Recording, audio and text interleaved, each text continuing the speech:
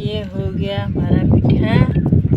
इसको कोई दिन सुखा के कूट के छन्नी लगा के बन गए। मेरी सभी मातृशक्ति को हैप्पी मदर्स।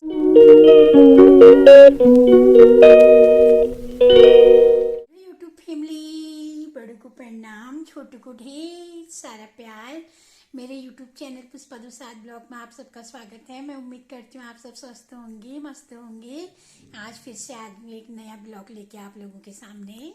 मेरी सभी यूट्यूब फैमिली को, मेरे भारतवासियों को, सबको हैप्पी मदर्स डे। और साथ साथ मेरे उन भाइयों को जिन्होंने एक माँ का फर्ज बखूबी निभाया है, क्योंकि हमारी बहुत सी बहनें जो मैं इधर उधर बहुत बैकवर्ड इलाके में है, वहाँ पे बच्चों को नहीं ले जा सकते, तो उन्होंने सारी बच्चों की जिम्मेदारी निभाई है। उनको भी happy happy happy mother's day. मेरी सभी मातृशक्ति को हैप्पी मदर्स डे। और मेरे सभी भाइयों को जिन्होंने एक माँ का भी फर्ज निभाया है, क्योंकि कई हमारी बहनें ऐसी हैं ना, वो जॉब में इधर उधर हैं, तो वो ऐसे बैकवर्ड इलाके में हैं जहाँ वो बच्चों को नहीं ले जा सकते। तो सारा जितना भी बच्चों की जो भी जिम्मेदारी है वो सभी हमारे भाई लोग उठाते हैं। तो उनको भी हैप्पी मदर्स डे। उन्होंने भी बहुत बखूबी बच्चों की जिम्मेदारियाँ उठाई हैं। अपनी माँ के लिए मैं दो शब्द कहना चाहूँगी, क्योंकि मैंने तो मम्मी को देर में किया कॉल, मम्मी का सुबह सुबह कॉल आ गया था। तो दो शब्द मेरी माँ के लिए। मैं तो भूल गई माँ का प्यार, मगर मेरी माँ नहीं भूली। बचपन में पड़ी जो मार, बचपन में किया जो प्यार, वो मेरी माँ नहीं भूली। मैं तो भूल गई माँ का प्यार, मगर मेरी माँ नहीं भूली। कितने ही कष्टों को सह के इस दुनिया में लाई मुझको, अच्छी बुरी सारी बातें माँ ने ही सिखलाई मुझको।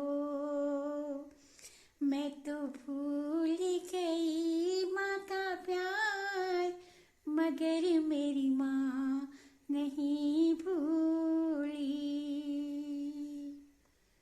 हमें तो खूब कूटा है बचपन में मम्मा ने। आजकल के बच्चों को तो कहाँ कूटा जाता है। आजकल के बच्चों से तो बिल्कुल जरा सा भी, जरा किसको भी कहा उतने में ही वो नाराज हो जाते हैं। बहुत ही रिस्पेक्ट से आजकल के बच्चों से बोला जाता है। तो साथियों ना, लड़कियां हैं तो सब कुछ है। लड़कियां हैं तो पूरी दुनिया बहुत हसीन है। मैं तो कहती हूँ जिनकी लड़कियां नहीं है ना, वो शायद फील भी नहीं कर सकते कि लड़कियों से कितनी रौनक होती है। क्योंकि 2020 तक कि मेरी बेटियां इतने अच्छे से मेरा मदर्स डे मनाते थे। बहुत अच्छा प्रोग्राम वो लोग करते थे। जैसे हम लोग सभी उस दिन डांस करते थे, झूमते थे, गाते थे और खूब इंजॉय करते थे। लेकिन जब से ना मेरी बेटियां बाहर गई, तब से मेरा कोई भी डे स्पेशल नहीं होता और मुझे बस उनकी यादें रह जाती हैं। सन 2020 की बात है। मैं थोड़ा सा आप लोगों को बताना चाहूँगी। तो मदर्स डे था उस दिन। वैशाली ने इतना अच्छा डेकोरेट किया था, उसने बैलून वगैरह लगाए थे जितना उससे हो सकता था। उसने लाइटिंग में ही मेरी माँ करके लिखा था। बहुत अच्छा उसने डेकोरेट किया था। तो उसके बाद उसने मेरी आंखों में पट्टी बांधी और मुझे ले गई, मुझे सरप्राइज़ दिया उसने। लेकिन मैं बिल्कुल खुश नहीं थी, मेरा चेहरा बिल्कुल मुरझाया हुआ था। तो वैशाली ने पूछा, मम्मा आज का दिन तो आपका ही है, आप ऐसे वो क्यों हो इतने दुखी? तो घर में ना कुछ प्रॉब्लम चल रही थी, इस वजह से मैं उस दिन बहुत टेंशन में थी। मैंने कहा, अच्छी वैशाली तुझे हुई है मदर्स डे की, और वैसे ही घर में इतना टेंशन चल रहा है और मुझे नहीं मनाना है मदर्स डे, ये कहा। तो वैशाली ने कहा, मम्मा देखो ना, दुख सुख तो आते रहते हैं। आप सिर्फ 1 घंटा दे दो अपनी बेटी को। मैंने पूरा 4 से 5 घंटा डेकोरेशन में लगाए हैं। बस 1 घंटा दे दो आप, बस हो गया। 1 घंटा खुश रह दो, जैसे भी है मुस्कुरा दो और हम इंजॉय करते हैं। तो मैंने बिल्कुल मना कर दिया उससे। तो वैशाली को ना इतना गुस्सा आ गया, इतना गुस्सा आया, उसने एक एक बैलून बिल्कुल फोड़ दिए, एक एक बैलून, और उनको पटक दिया और ज़ोर ज़ोर से रोने लगी। उसने कहा कि क्या कहते हैं, देखना अब तो मुझे हर मदर्स डे में याद करेगी, ऐसा कहा। रियल में मैं उसे हर मदर्स डे में याद करती हूँ, अपने बर्थडे में याद करती हूँ, काजल को भी। लेकिन जब से बच्चे गए ना, जब से लड़कियां गई ना, वो रौनक ही चली गई। लड़कों को ना ये सब जताना नहीं आता, ये सब दिखाना नहीं आता। प्यार वो भी बहुत करते हैं। सुबह सुबह ही जैसे हनी और भानु ना, उन्होंने सामने नहीं कह पाए वो हैप्पी मदर डे करके, लेकिन उन्होंने ना मैसेज किया मुझे, तो मुझे बहुत अच्छा लगा। लेकिन मैं कहती हूँ बेटियां हैं तो सब कुछ है। तो साथियों, अभी सुबह का नाश्ता वगैरह मैंने कर लिया है। आज मैंने नाश्ते में बनाए थे सिंपल नमकीन पराठे और हमने वही चाय के साथ खाए वो। और थोड़ी देर अब मैं रिलैक्स मूड में यहाँ पे बैठी हूँ। तो आज ना मेरे ईजा बाबू बना रहे हैं घर में, उन्होंने बनाया है पिठियाँ। जो ये टीका होता है ना, लाल वाला टीका होता है पिठियाँ। तो हमारे ना गांव में मेरे सास ससुर मार्केट से नहीं लेते हैं, वो घर ही में बनाते हैं, वो घर ही का शुद्ध मानते हैं पिठियाँ। तो वो कैसे बनाते हैं मैं आप लोगों को अपने ब्लॉग के माध्यम से दिखाऊंगी। बस मुझे इतना पता है कि उसके लिए चाहिए हमें कच्ची हल्दी, और चाहिए हमें उसके लिए नींबू का रस, और चाहिए सुहाग, और चाहिए हमें उसके लिए तांबे की तौल, क्योंकि वो पीतल और बर्तनों में नहीं बनता, सिर्फ तांबे की तौल ही। इतना मुझे पता है। लेकिन उससे आगे को ना मेरे ईजा और बाबू बताएंगे। वो छोटे मोटे काम ना अभी भी करते रहते हैं दिन भर, कुछ ना कुछ। तो उन्होंने पिठियाँ बनाने से लेके, सुखाने से लेके, कूटने से लेके सारी चीज़ें ब्लॉग के माध्यम से भेजी हैं। क्योंकि ना उन्होंने वो चीज़ तो पहले भेज दी थी, लेकिन फिर उसको ज़रा सूखने में टाइम लगता है, तो आज भेजी है। और वो भी चाहते हैं कि ब्लॉग के माध्यम से आप लोग देखें, और अगर जो जो कर सकते हैं, बना सकते हैं जो जो आगे को, तो वो घर में भी पिठियाँ बना सकते हैं। तो आज का मेरा संडे स्पेशल में यही है। तो मिलिए मेरे ईजा बाबूजी से और जानिए कैसे वो घर में पिठियाँ बनाते हैं। डाल दिया नींबू का जूस। अब ये हल्दी को छील के अब काट रही हूँ, और इसको काट के फिर इसमें नींबू का जूस रखेंगे। अरे इन्हें गर्द है, अरे साफ नहीं आ रहे। तो नींबू का जूस इसमें डालूंगी ऐसे। ये जूस निकाला बॉबी ने मिक्सी में, मशीन में, और फिर हल्दी को काट के इसमें डाला। मेरे हाथ में दर्द हो रहा था, नीलू ने सुधारा, छिला इसको, और मैंने काट के इसमें डाला। अब इसको, इसमें नींबू का जूस डाला है और हल्दी काट के डाली है। अब फिर इसको हमारे बूबू पकाएंगे, इसमें स्वाद डाल के फिर वो पकाएंगे। फिर पक जाएगा तो फिर धूप में एक थाली में डाल के रख देंगे, फिर हो जाएगा पिठा। हम बाज़ार का पिठा नहीं लाते हैं, घर ही में बनाते हैं। घर में अच्छा बनता है, इससे बनाते हैं हल्दी से।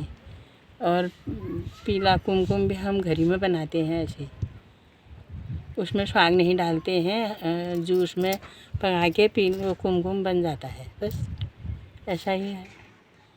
इसको पका के ये जूस सब सूख जाएगा तो फिर इसको थाली में निकाल के सुखा के फिर पिठा बन जाता है। बस इतना ही चाहिए हमारा घरेलू पिठा। बाज़ार का पिठा अशुद्ध होता है। आधा चम्मच करीब, और उसको रख दिया है हल्की आंच में पकाने के लिए। जब पक जाएगा ये जूस इसमें पकेगा। और जब ये जूस पूरा पक जाएगा इस हल्दी के साथ, तो इसको निकाल करके ठंडा कर लेंगे। और उसके बाद उसे सुखाकर पीस कर पाउडर का रूप दे दिया जाएगा और पिठावा तैयार बन जाएगा। Thank you. सूखता नहीं है, पकाते पकाते पूरा भाप नहीं बन जाता है, तब तक इसको पकाना पड़ता है। उसके बाद इसको सुखा दिया जाता है। सूखने के बाद जब ये सूख जाता है तो सिलबट्टे में इसको पीस कर पाउडर का रूप दे दिया जाता है और पिठा तैयार हो जाता है। अब इसे हमने पका दिया है। अब इसको सुखाने डाल दिया है। सूखने के बाद इसको सिलबट्टे में पीस लेंगे बारीक पाउडर के रूप में। बस पिठा तैयार। ये हो गया हमारा पिठा। इसको कोई दिन सुखा के कूट के छन्नी लगा के बन गया। ये पिठा हो गया। ये देखो, ये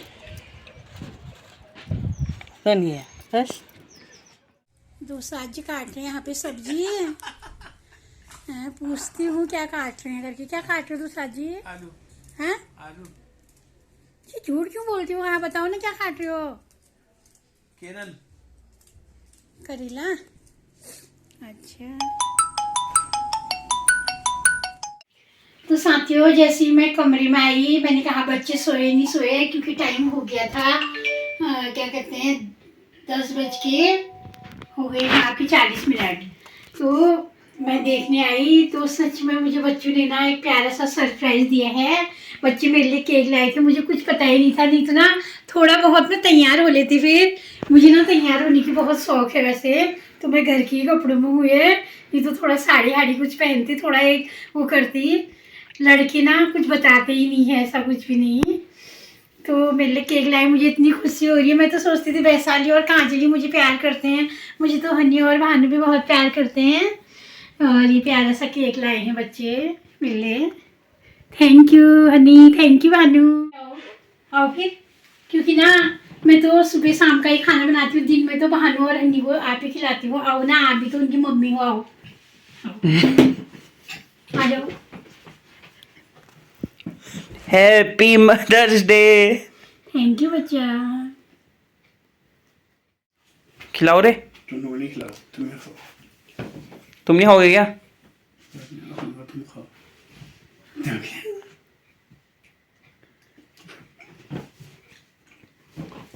मुझे खाना पड़ा। मैं खिला देता हूँ। खिला दे फिर। जा पटाते ला नीचे के लिए। टुकड़ा दे थोड़ा। जा तो। इतना बड़ा काट रही है अपने लिए खुद। पूरा खा, पूरा खा, पूरा पूरा खा इसको। जरा से बिना गिरे मारा निकालता हूँ इधर से। केक भी कट गया है और वो तो बिल्कुल बैक साइड है। हनी और भानु बिल्कुल नहीं आ रहे हैं केक के सामने। कोई बात नहीं। और ना अब देखो थोड़ा, अगर बच्चों ने मेरे लिए पार्टी रखी है तो थोड़ा सा डांस करना तो बनता है। थोड़ा सा कर लेती हूँ मैं डांस। हनी और भानु के लिए है मेरा ये गाना। तेरा मेरा है जन्मों का नाता, कोई यूं ही नहीं दिल लुभाता कोई। तेरा मेरा है जन्मों का नाता, कोई यूं ही नहीं दिल। थैंक यू हनी और भानु, मुझे इतना प्यार करने के लिए। लड़कों को ना जताना नहीं आता। मुझे बहुत खुशी हुई। अगर आप लोग ना केक नहीं भी लाते मैं फिर भी खुश होती, लेकिन आप केक लाए। आप लोगों ने मुझे इतना प्यार दिया उसके लिए बहुत बहुत थैंक यू। मैं इस मामले में ना बहुत लकी हूँ। सारे बच्चे मुझे बहुत अच्छा मानते हैं। हनी और भानु है बैक साइड और वो तो आ ही नहीं रही हूँ, बहुत शर्मा रहे हैं।